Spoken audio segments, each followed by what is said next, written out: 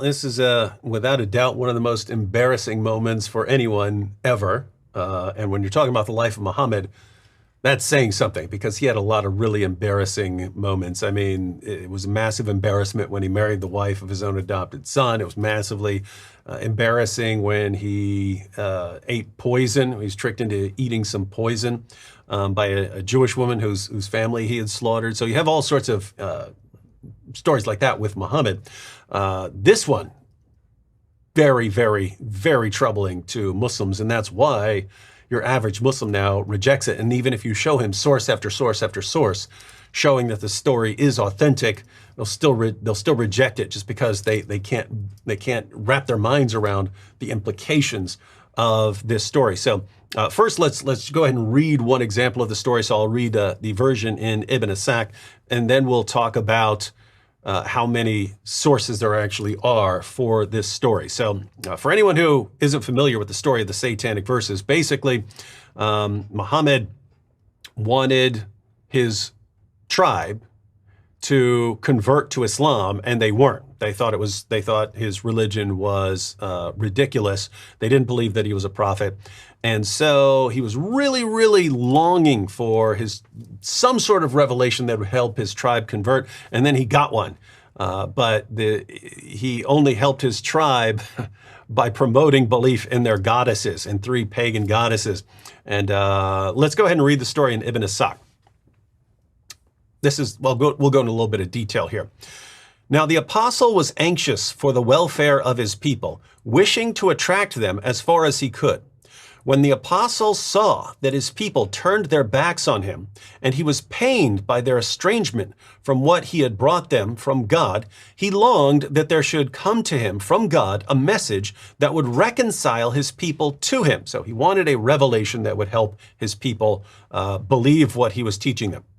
Because of his love for his people and his anxiety over them, it would delight him if the obstacle that made his task so difficult could be removed. Then God sent down, by the star when it sets, your comrade errs not and is not deceived. He speaks not from his own desire. And when he reached his words, have you thought of Alat, Alusa, and Manat, the third, the other? So that's a verse of Surah 53 of the Quran. And that part is still in the Quran. Have you thought of Alat, Alusa, and Manat, the third, the other? When he reached that part, so Muhammad's receiving the revelation, and he gets to that part, talking about these 3 pagan goddesses. What happens? Satan, let me go and read the part over again. When he reached his words, have you thought of Alat, Alusa, and Manat, the third, the other? Satan, when he was meditating upon it and desiring to bring it to his people, put upon his tongue, these are the exalted cranes whose intercession is approved. So it specifically says that Satan put words on Muhammad's tongue.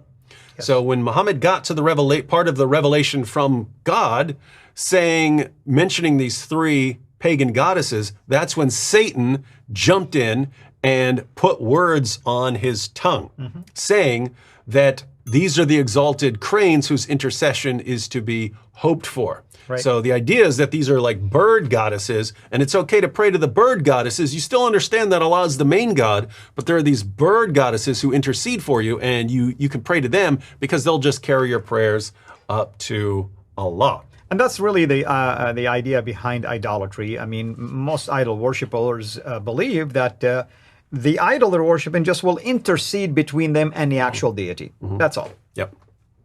So the story continues. When the Quraysh heard that, so that's Muhammad's tribe. When the Quraysh heard that, namely that Muhammad had affirmed that it's okay now, it's halal to pray to their pagan goddesses. When the Quraysh heard that, they were delighted and greatly pleased at the way in which he spoke of their gods, and they listened to him. While the believers were holding that what the prophet brought them from their Lord was true, not suspecting a mistake or a vain desire or a slip. And when he reached the prostration and the end of the surah in which he prostrated himself, the Muslims prostrated themselves when their prophet prostrated, confirming what he brought and obeying his command, and the polytheists of Quraysh and others who were in the mosque prostrated when they heard the mention of their gods, so that everyone in the mosque, believer and unbeliever, prostrated. So notice, Muhammad delivers a revelation saying, hey guys, we can pray to 3 pagan goddesses. And all his followers say, okay, and they bow down. It's like, wait, I thought these were the guys that you've shown that everything has to be the pure worship of Allah. Exactly. But then the pagans bowed down in honor of it as well. Then the people dispersed, and the Quraysh went out, delighted at what had been said about their gods, saying, Muhammad has spoken of our gods in splendid fashion. He alleged in what he read that they are exalted cranes whose intercession is approved. So everyone's happy. The Muslims are happy. The pagans are happy. Everyone's happy that Islam now promotes polytheism. The news reached the Prophet's companions who were in Abyssinia, it being reported that the Quraysh had accepted Islam. So Muhammad had some companions who had fled to avoid having any problems with the Quraysh, but now the Quraysh had accepted Islam. They're all bowing down in honor of this revelation promoting polytheism. So some men started to return while others remained behind. Then Gabriel came to the apostle and said, what have you done, Muhammad? You have read to these people something I did not bring you from God, and you have said what he did not say to you. The apostle was bitterly grieved and was greatly in fear of God. So God sent down a revelation, for he was merciful to him, comforting him and making light of the affair and telling him that every prophet and apostle before him desired as he desired and wanted what he wanted, and Satan interjected something into his desires as he had on his tongue. So Allah actually calms Muhammad down by saying, don't worry, this happens to all prophets. Right. All prophets want their people to accept them, and Satan always inserts revelations into their teaching. So he just accused everyone of doing the exact same thing that he's doing. Exactly. So God annulled what Satan had suggested, and God established his verses, i.e., you are just like the prophets and apostles. Then God sent down, we have not sent a prophet or apostle before you, but when he longed, Satan cast suggestions on his longing.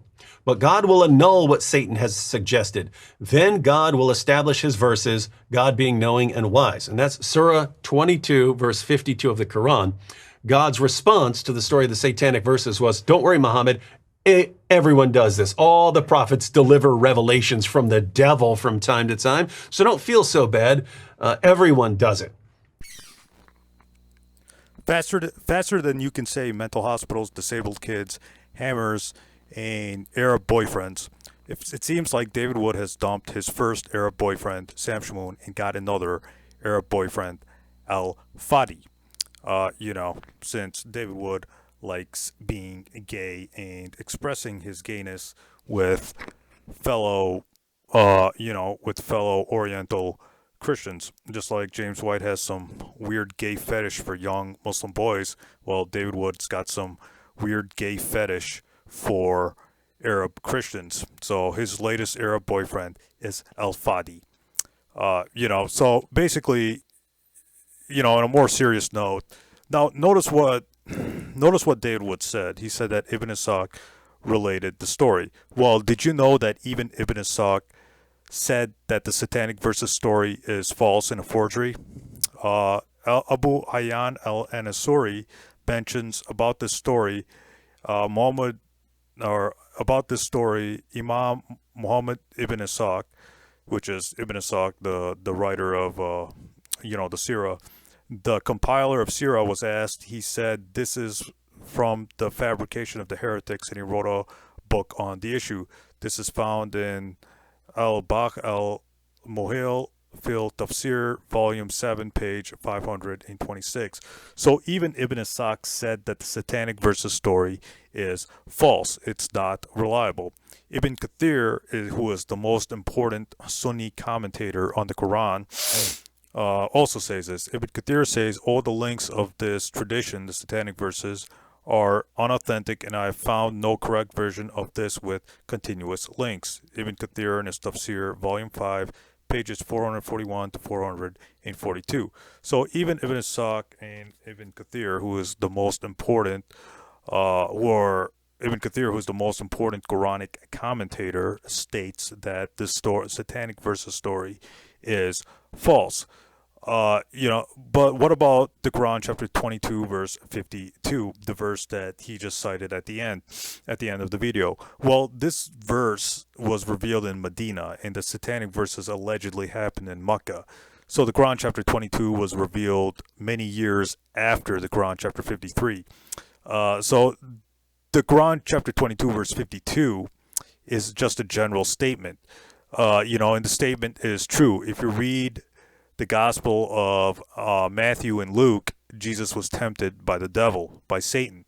So what the Quran is saying is actually found in the New Testament, that Jesus was actually tempted by Satan. And if you read the Old Testament, it says that Saul was under the influence of an evil spirit. Job was harassed by Satan in the book of Job. What else? It says that Satan tricked King David into having consensus of Israel, etc., etc. So basically, according to both the Old and New Testament, Satan can trick prophets of God. This is something that's very common in both the Old and New Testaments. So the Satanic Verses story is false, because even Ibn Ishaq himself says it's false. So I have Ibn Ishaq's book right here. This is like the Christian's favorite book on Islam, the Life of Muhammad, Sirah Rasulullah. So if you read the beginning of this book, if you read page 36 to page 40, it says that Ibn Ishaq reported worthless sayings from people. He just wrote down anything he heard from anybody. So this is what he heard. He heard the Satanic Verses and he wrote it down, but he didn't do any kind of fact checking. He was just writing down anything he heard from anybody. Bukhari, Muslim, Abu Dawood, well, most of the time Abu Dawood, they did the proper methodology, or they vetted and checked the facts of their reports. That's why it's called Sahih Bukhari and Sahih Muslim. Sahih means authentic or correct. So these people did their homework really, really well to confirm whether a story about the Prophet Muhammad or the early Muslims is reliable or not. This wasn't the case with Ibn Ishaq. Because Ibn Ishaq, just whatever he heard, he was just writing it down, regardless of whether it was reliable or true or not. He would just write down anything he heard from anybody. That's not a reliable source of history, writing down anything you hear from anybody without vetting and checking the facts. So the story is false, because even Ibn Ishaq says it, Ibn Kathir says it, so many Muslim scholars also confirm that the story is false. But just to save time, I won't go over all the Muslim scholars who say that the Satanic Verses story is false. What else did I want to say? That's basically the whole thing. The Quran, chapter 22, verse 52, was revealed many years later and is a general statement. It wasn't that the Prophet Muhammad was under satanic. It's not confirming that the Prophet Muhammad was tricked by Satan. But even if the story is true, let's just say for the sake of argument, the story is true, even though it isn't. But let's just say it's true. It actually proves Muhammad is a prophet, because Gabriel came and corrected the Prophet Muhammad. Now, if the Quran was really inspired by Satan, why would Gabriel come and say, no, that part was by Satan, here's the correct verses?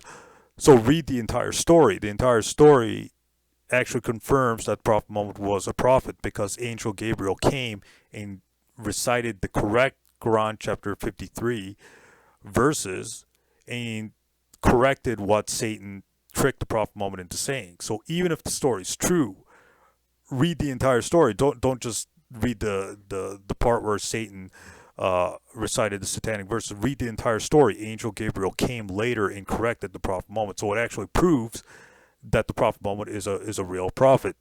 So, and another thing is, if you read Ibn Taymiyyah was a very important Muslim scholar. He actually says something very different. He says, hang on, let me pull up Ibn Taymiyyah's quote right here. 1 second. All right, 1 second here. I just had it. Okay, so if you read Ibn Taymiyyah Mujma al-Fatwa, Volume 2, page 282, Ibn Taymiyyah says that that Satan actually uttered the verses and the Prophet Muhammad didn't utter the verses. So Satan spoke the verses, and not that the Satan tricked the Prophet Muhammad into reciting the verses. So, even if that story's true, it's still, it's still Satan saying those verses and not the Prophet Muhammad saying those verses, according to Ibn Taymiyyah. But even Ibn Taymiyyah says that the Satanic Verses story is false in that same fatwa, or in that same verdict. So, so many Muslim scholars have said that the Satanic Verses story is false. This has been refuted for the last decade. The Satanic Verses story is false. It's been said over and over and over again. So it just shows that he's running out of arguments against Islam. What else? For example, Ibn Hajar in Volume 8, page. Ibn Hajar in his commentary on Sahih Bukhari, Volume 8, page 439, gives reasons why the Satanic Verses story is false. Ibn Jawad, who is a early Muslim scholar, says the Satanic Verses is not correct. See Zayd al-Musayyib, Volume 4, page 391. Ibn Khomeyza said that the story was invented by the heretics. See Tafsir al-Razi, Volume 11, page 134. Imam Razi says that the Satanic Verses story is false. Ibn Hazm says the story is false. In Ibn Hazm al-Fasl al-Filmalal, Volume 2, pages 308 to 309, 311. So there are many, many, many Muslim scholars, early and classical Muslim scholars, like Ibn Kathir, like Ibn Hazm, etc., who said that the Satanic Verses story is false. So, and the reason why they say it's false is because they're liars, or they're dishonest people in the chain of transmission, or in the reporting of the story. So a bunch of heretics, or a bunch of storytellers who are saying false stories about the Prophet Muhammad after he died made up that story. So of course people are going to lie about the Prophet Muhammad after he died. Whether it's hypocrites or enemies of Islam, etc., and they're going to pass the story on. Ibn Ishaq came 120 years after the Prophet Muhammad died. 120 years is plenty of time to make up fabricated stories, and have them circulating in the Middle East. Just like when Jesus, after Jesus, people made up stories about Jesus in the New Testament itself, like Jesus forgiving the adulterer, or Mary Magdalene in the Gospel of John chapter 8 is a later fabrication. It's not in the earliest Greek New Testament manuscripts of John. The women, are Jesus being resurrected after the empty tomb, or Jesus appearing after the empty tomb, is a later fabrication in the Greek Gospel of Mark. In the Gospel of Mark ends in the Gospel of Mark chapter 16 verse 8. The Gospel of Mark chapter 16 verses 9 to 16 were added in the 2nd century. Somebody tacked on a whole Greek ending to the original Greek manuscript of the Gospel of Mark. So my point is, after Jesus died, people made up stories about him and put it into the canonical Greek New Testament Gospels. Same thing with Islam. When the Prophet Muhammad died, people made up stories about the Prophet Muhammad, and they put it into, their biography books. Like Ibn Ishaq, he put those fabricated stories in his book, despite because he just wanted to include, anything he heard from anybody without vetting or checking the facts. But even Ibn Ishaq said that the Satanic Verses story is false. So even he's admitting that it's a false story. So this is just my brief refutation of the Satanic Verses. I'm sick and tired of refuting it. I refuted it at least for the past 10 years. I've been refuting that same old stupid story. But David Wood just keeps repeating the same stuff over, and the same arguments against Islam over and over and over again, because David Wood wants attention. Because he's running out of arguments against Islam. So he's repeating the same old shit over and over again in order to get all eyes and ears on him, in order to get the attention that he so desperately craves. Stay tuned. More videos are coming up ahead.